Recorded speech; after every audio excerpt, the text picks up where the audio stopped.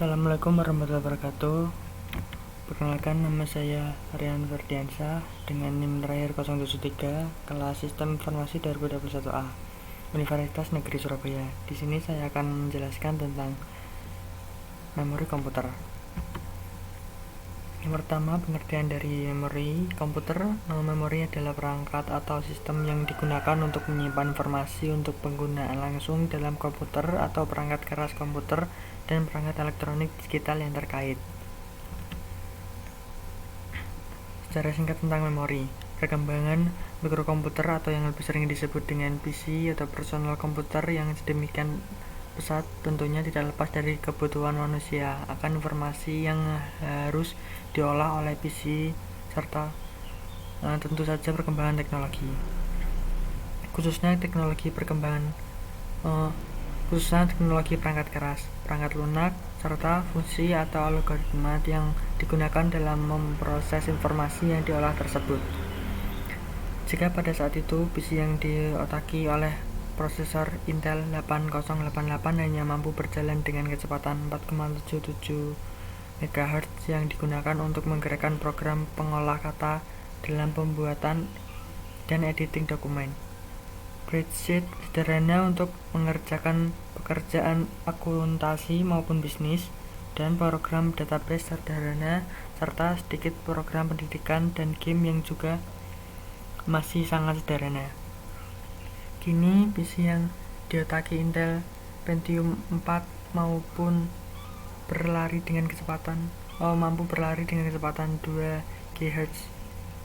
Bahkan baru-baru ini Intel Corp melalui ajang Intel Develop Forum-nya telah menunjukkan demo prosesor Intel berkecepatan 3,5 GHz, suatu penentuan teknologi yang cukup fantastis.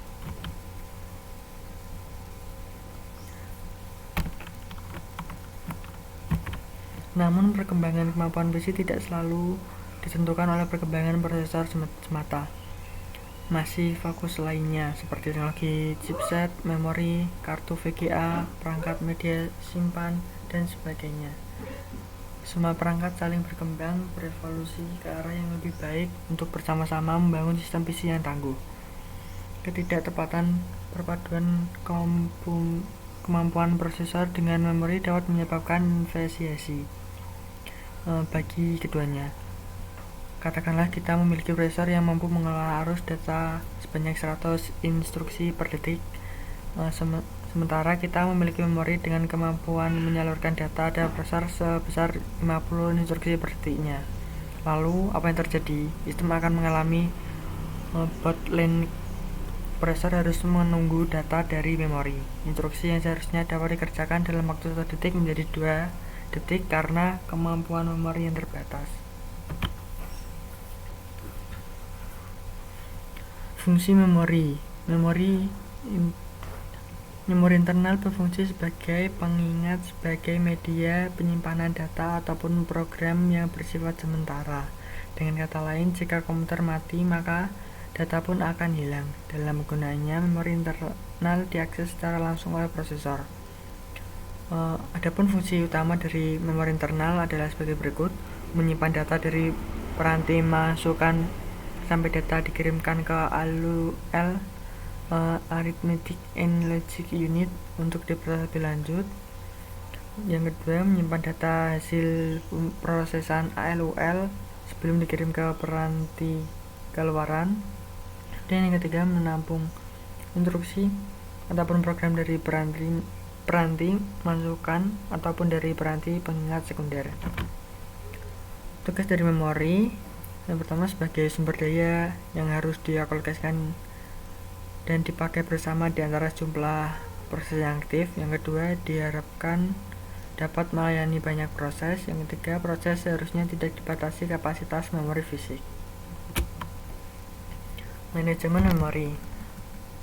Yang pertama, mengelola informasi memori yang dipakai maupun tidak. Yang kedua, mengalokasikan memori ke pemroses yang memerlukan. Yang ketiga, mendealokasikan memori dari proses yang sudah selesai. Dan yang keempat, mengelola swapping antara memori dan disk.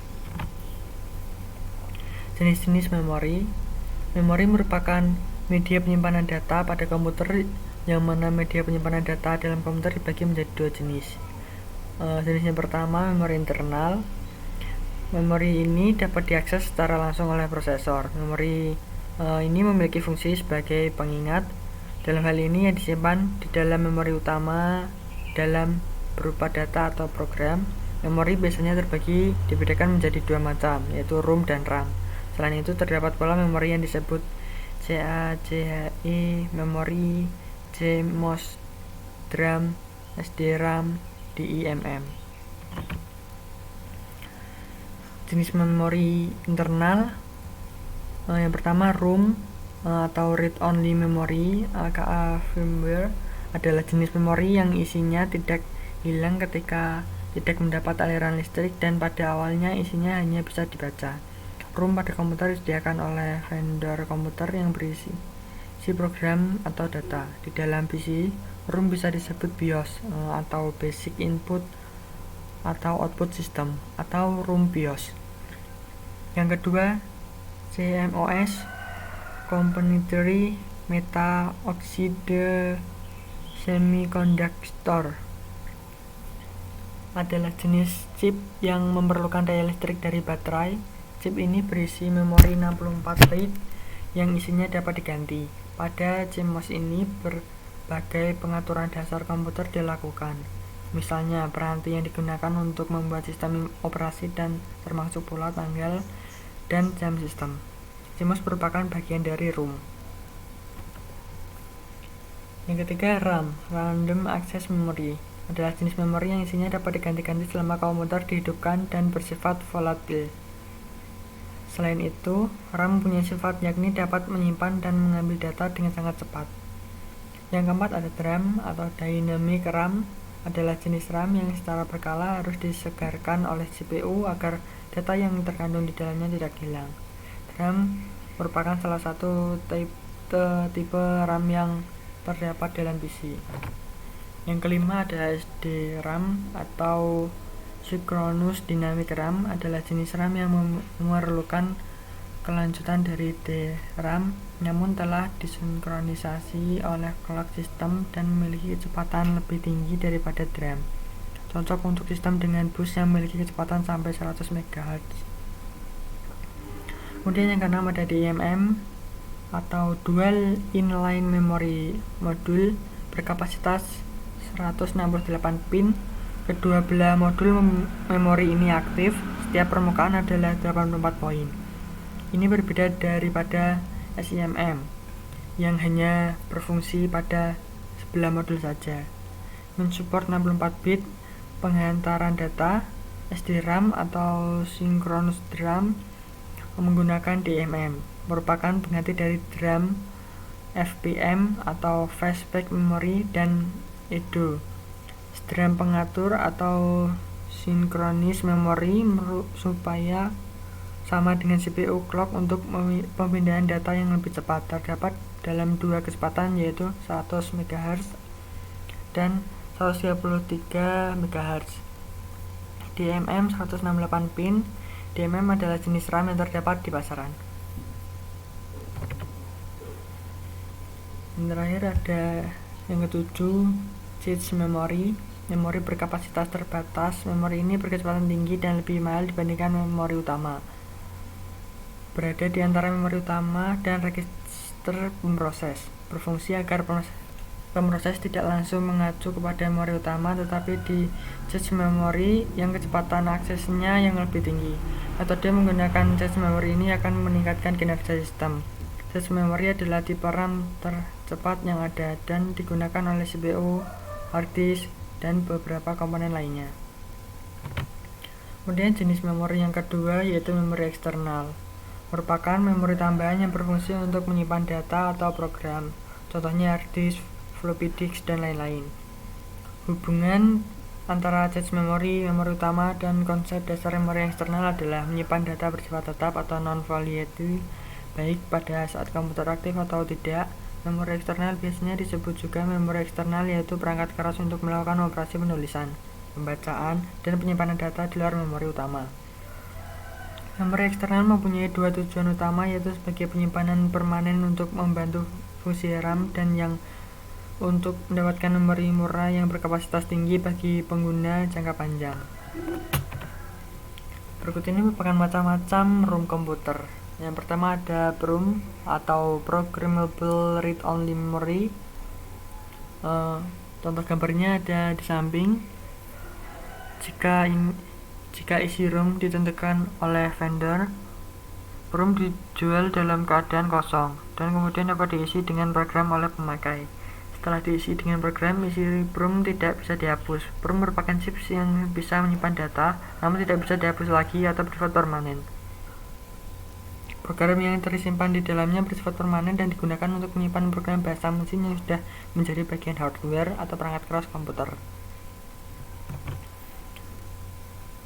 Yang kedua ada EEPROM atau Erasable Programmable Read Only Memory, adalah jenis chips memori yang dapat ditulisi program secara elektis. Program atau informasi yang tersimpan dalam EEPROM dapat dihapus bila terkena sinar ultraviolet dan dapat ditulis kembali. Kesamaannya dengan PROM adalah keduanya merupakan jenis ROM, termasuk memori non-volatile. Data yang tersimpan di dalamnya tidak bisa hilang walaupun komputer dimatikan. Tidak membutuhkan daya listrik untuk mempertahankan atau menjaga informasi atau program yang tersimpan di dalamnya. Alat yang digunakan untuk menghapus isi chips EEPROM adalah UV Prom Eraser.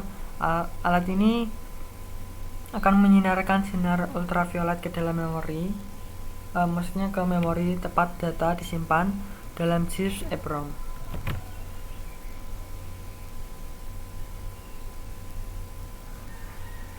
Yang ketiga, EEPROM atau Electrical Erasable Programmable Read Only Memory.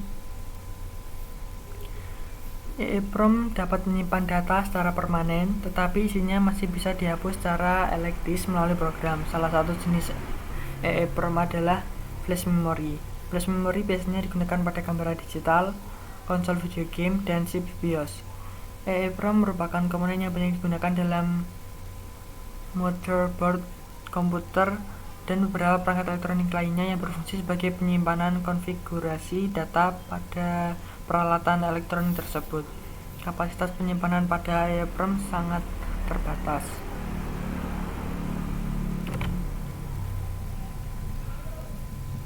Kemudian ada macam-macam RAM komputer. Yang pertama ada DRAM. DRAM merupakan singkatan dari Dynamic Random Access Memory, yaitu jenis memori RAM yang mempunyai teknologi penyimpanan data secara terpisah dalam sebuah kapasitor. Agar data tidak hilang, jenis RAM ini memerlukan penyegaran yang dilakukan oleh CPU. Untuk struktur memori RAM ini didesain dengan menggunakan satu kapasitor dan satu transistor per bitnya, sehingga mempunyai kepadatan yang tergolong tinggi. Yang kedua ada SRAM, singkatan dari Static Random Access Memory, yaitu jenis RAM yang didesain dengan tidak menggunakan kapasitor sehingga tidak memerlukan penyegaran secara berkala. Teknologi ini menghasilkan kinerja yang sangat cepat, kan tetapi biaya untuk memproduksinya cukup besar, sehingga hanya digunakan untuk menangani bagian-bagian yang dianggap sangat penting saja. Yang ketiga ada EDORAM, singkatan dari Entered Data Out Random Access Memory, yaitu jenis memori RAM dengan teknologi penyimpanan dan pengambilan data yang bisa dilakukan bersama-sama, sehingga kemampuan untuk membaca dan menulisnya lebih cepat, mempunyai bentuk yang lebih panjang dengan jumlah pin 72 pin. RAM jenis ini sangat cocok digunakan untuk semua komputer Pentium. Yang keempat ada SDRAM, singkatan dari Synchronous Dynamic Random Access Memory, merupakan jenis memori RAM yang mempunyai kecepatan cukup tinggi hingga 100 sampai 133 MHz. Jenis RAM ini mempunyai 168 pin dengan kapasitas penyimpanan 68 MB hingga 1 GB. SDRAM dapat diletakkan pada slot jenis DMM atau SDRAM pada motherboard. Yang kelima ada RDRAM, singkatan dari Rambus Dynamic Random Access Memory, yaitu memori RAM dinamis sinkron yang diproduksi oleh Rambus Corporation Tidak semua motherboard mampu mendukung memori ini karena teknologinya yang cukup canggih. Kemudian yang keenam ada NVRAM, singkatan dari Non-Volatile Random Access Memory, yaitu jenis memori komputer yang dilengkapi dengan baterai lithium, sehingga apabila sempat mematikan komputer, data yang tersimpan di memori tidak hilang. Yang ketujuh ada VGRAM atau Video Graphic Random Access Memory, merupakan jenis memori komputer yang dikhususkan untuk video adapter. Besarnya kapasitas memori sangat menentukan sekali terhadap kualitas video yang dihasilkan. Yang ke-8 ada Flash RAM, merupakan jenis memori dengan kapasitas penyimpanan yang tergolong rendah.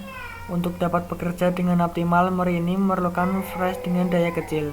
Biasanya memori komputer ini banyak digunakan untuk perangkat elektronik seperti ponsel-ponsel lama, VCR, dan TV.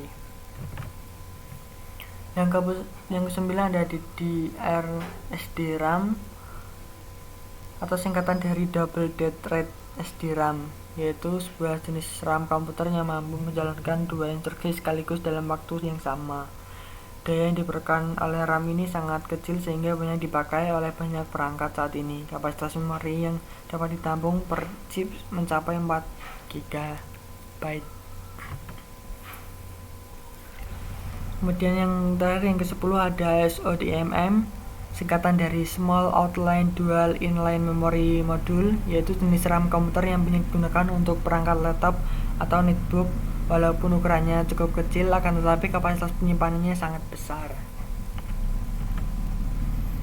Mungkin ini itu saja yang dapat saya sampaikan. Terima kasih atas perhatiannya. Assalamualaikum warahmatullahi wabarakatuh.